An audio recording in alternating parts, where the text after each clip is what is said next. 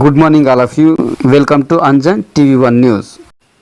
ఎన్టీఆర్ భరోసా pension పంపిణీ కార్యక్రమానికి విచ్చేస్తున్న ముఖ్యమంత్రి నారా చంద్రబాబు నాయుడుకు స్వాగతిస్తూ ప్రజా సమస్యల పరిష్కారంపై మీడియా సమావేశ కార్యక్రమంలో కాంగ్రెస్ పార్టీ మాజీ ఎమ్మెల్యే సుధాకర్ ఆంధ్రప్రదేశ్ శ్రీ సత్యసాయి జిల్లా మడక్సిర నియోజకవర్గానికి ఎన్టీఆర్ భరోసా పెన్షన్ పంపిణీ కార్యక్రమానికి విచ్చేస్తున్న ముఖ్యమంత్రి నారా చంద్రబాబు నాయుడుకు స్వాగతిస్తూ బీజేపీ, జనసేన, టీడీపీ కూటమి ప్రభుత్వానికి ఉమ్మడి అనంతపురం జిల్లా వ్యాప్తంగా ముఖ్యంగా మడకశిర నియోజకవర్గం ప్రజలు ఎదుర్కొంటున్న సమస్యలు, వాటి పరిష్కారం పట్ల మాజీ మంత్రి సిడబ్ల్యూసీ మెంబర్ రఘువీరారెడ్డి ఆధ్వర్యంలో కాంగ్రెస్ పార్టీ మాజీ ఎమ్మెల్యే సుధాకర్ సమక్షంలో అధికారులు, ఇతర ముఖ్య నాయకులు, కార్యకర్తలు, ప్రజలందరి మధ్య మీడియా సమావేశ కార్యక్రమము నిర్వహించడం జరిగింది.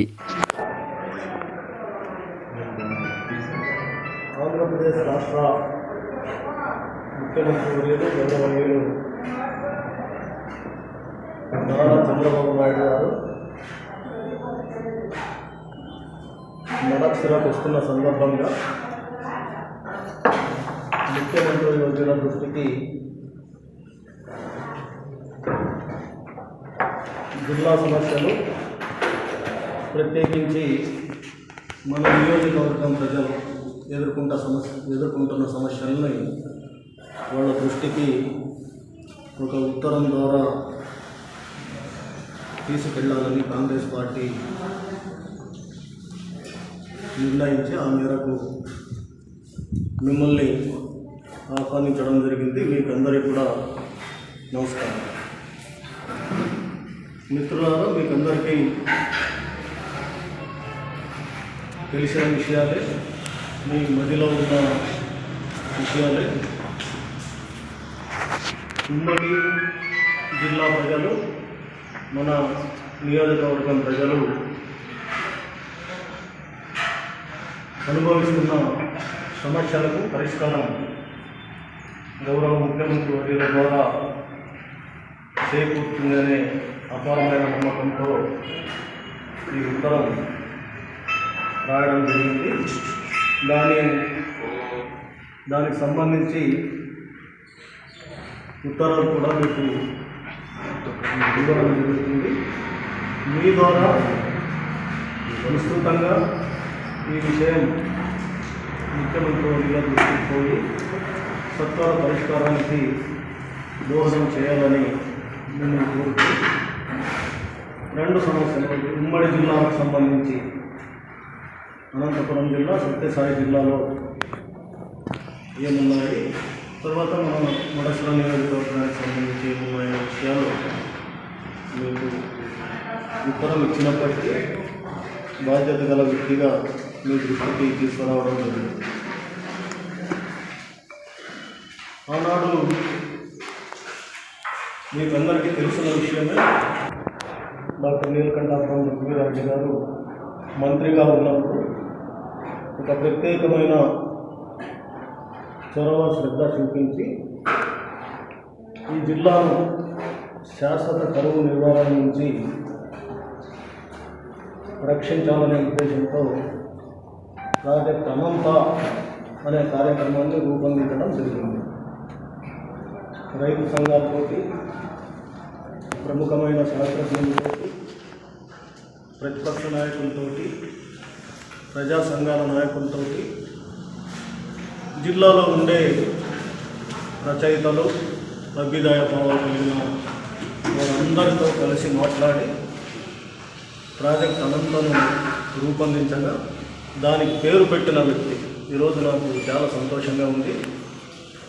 ప్రస్తుతానికి ఆయన మనకు ఆర్థిక శాఖ మంత్రిగా ఉన్నారు.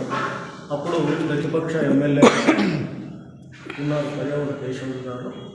వాళ్ళు దీన్నంతా స్టడీ చేసి, ప్రాజెక్ట్ అనంతను అంతా స్టడీ చేసి ఆయన సూచించిన పేరు రఘువీరారెడ్డి గారికి సభాముఖంగా ఊరు చెప్తుంది ఏమంటే, ఇది విస్తృత ప్రయోజనం కలిగిన ప్రాజెక్ట్ కాబట్టి దీనికి ప్రాజెక్ట్ అనంత అని నామకరణం చేస్తే సముచితంగా ఉంటుందని చెప్పినప్పుడు చాలా వినమ్రతతో, గౌరవంగా ఆ పేరును తీసుకోవడము, దానికి ప్లానింగ్ కమిషన్ ఆమోదంతో పాటు 7 676 కోట్లు 7,676 కోట్ల నిధులు తీసుకొని పాలనాపరమైన ఉత్తర్వులు తెచ్చి అనంతపురం రైతు బజార్లో 100 కోట్లతో దాన్ని ప్రారంభం చేయడం కూడా జరిగింది ప్రాజెక్ట్ అనంత. ఈరోజు మీ ద్వారా ముఖ్యమంత్రి వర్యుల్ని నేను కోరుతున్నాను, ప్రాజెక్ట్ అనంత పేరును అవసరమైతే ప్రాజెక్ట్ చంద్రన్న అని కానీ లేకపోతే ప్రాజెక్ట్ ఎన్టీఆర్ అని కానీ మార్చుకున్న మాకు ఆహ్వానమే. ప్రాజెక్ట్ అనంత అమలు కావడం ద్వారా ఈ దేశంలో ఎక్కడైనా కరువు పీడిత ప్రాంతాలు ఉంటే ఇక్కడ జరిగే పనుల ద్వారా అక్కడ కరువు నివారణకు దోహదం చేసిన వాళ్ళు అవుతారు. కాబట్టి దీన్ని త్వరితగతిన చేపట్టాలనేది ఉమ్మడి జిల్లాలకు సంబంధించిన మొదటి సమస్య. రెండవది మీకందరికీ తెలిసిన విషయమే, ప్రముఖ భాగస్వామ్యం కేంద్ర ప్రభుత్వము, రాష్ట్ర ప్రభుత్వము, NMDC national mineral development corporation వీళ్ళ ముగ్గురి భాగస్వామ్యంతో ఆ రోజు కుదిరేముఖ్ స్టీల్ ప్లాంట్ అనే ఒక ఫ్యాక్టరీ నిర్మాణం చేయాలని దానికి సంబంధించిన ఒక కార్యాలయము అధికారుల్ని ఆ రోజే నియమించడం, అది ఈనాటి వరకు అది పనిచేస్తుంది. దాన్ని త్వరితగతిన పూర్తి చేయించి పనులు ప్రారంభించడం ద్వారా బహుముఖ అభివృద్ధి జరగడంతో పాటు నిరుద్యోగులైన యువకులకు ఉపాధి దొరుకుతుంది, రవాణా అభివృద్ధి జరుగుతుంది. పైకెత్తి ఉమ్మడి చట్టంలో ఉమ్మడి ఆంధ్రప్రదేశ్ విడిపోయినప్పుడు విభజన చట్టంలో పేర్కొన్న విధంగా ఇక్కడి ముడి ఖనిజాన్ని కడప స్టీల్ ఫ్యాక్టరీ కూడా పంపించడానికి అవకాశం ఉంటుంది. కాబట్టి దీన్ని త్వరితగతిన దీని మీద కూడా దృష్టి పెట్టాలని కాంగ్రెస్ పార్టీ కోరుతూ ఉంది. ఇక మూడవది అందరికీ తెలిసిన విషయమే, అనంత వెంకటరెడ్డి హంద్రీ నిల్వ ఉమ్మడి జిల్లాలకు సంబంధించింది. అన్ని చెరువులకు నీళ్లు అందించాలనే తలంపుతో జలయజ్ఞంలో భాగంగా దాన్ని 85% పూర్తి చేయడం జరిగింది. అక్కడక్కడ మిగిలి ఉన్న ఈ 15% పనులను పూర్తి చేయడం ద్వారా ఉమ్మడి జిల్లాల చెరువులన్నింటికీ నీళ్లు నింపాలి. తద్వారా రైతాంగంలో ఒక నమ్మకాన్ని, విశ్వాసాన్ని కలిగించి వాళ్ళ జీవనోపాధి మెరుగుపడే విధంగా ప్రభుత్వం ముందుకు రావాలని కాంగ్రెస్ పార్టీ సూచిస్తుంది. ఇది బ్రీఫ్గా ఉమ్మడి జిల్లాకు సంబంధించిన ఈ 3 అంశాలు. తర్వాత మన మడసిర నియోజకవర్గానికి సంబంధించి నియోజకవర్గం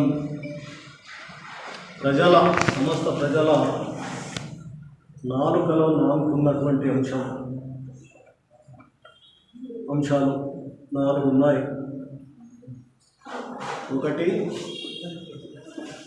నేను ఇంతకుముందు చెప్పిన విధంగా మడసిర నియోజకవర్గానికి సంబంధించిన అన్ని చెరువులకు నీళ్లు నింపాలి. రైతాంగం ఎదురు చూస్తూ ఉంది. ఈసారి అయితే వర్షాలు రాలేదు, కరువు విలయతాండవం చేస్తూ ఉంది. ప్రభుత్వం బాధ్యత తీసుకుని అన్ని చెరువులకు నీళ్ళు ఇవ్వడం ద్వారా రైతాంగం వ్యవసాయం చేసుకోవడానికి దోహదం చేసిన పరిస్థితి వస్తుంది. అదేవిధంగా స్వర్గీయ శ్రీరామరెడ్డి గారి త్రాగునీటి పథకం